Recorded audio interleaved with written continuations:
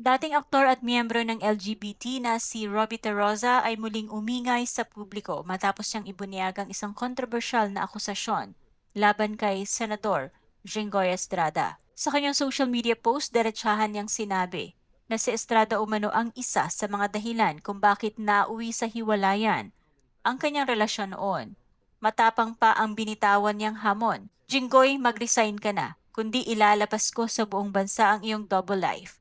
Hawak ko lahat ng resibo, try me, dagdag pa niya, pareho lang kayo ng ex ko. Mabilis na kumalat ang post at naging usap-usapan online. Maraming netizens ang nag-react, may mga nagbiro, may mga nagsabi na malaking issue ito at may ilan din na nagbabala na pwedeng mauwi ito sa kaso ng libel.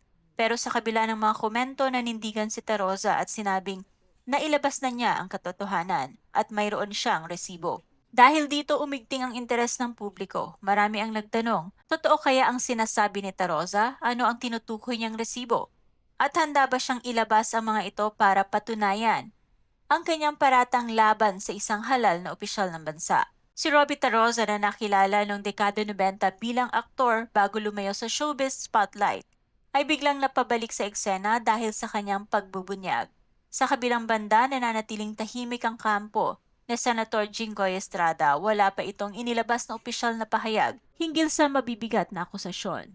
Samantala, narito naman ang ilang komento ng mga netizens at ang pakikipagsagutan ni Robbie Taroza sa kanila.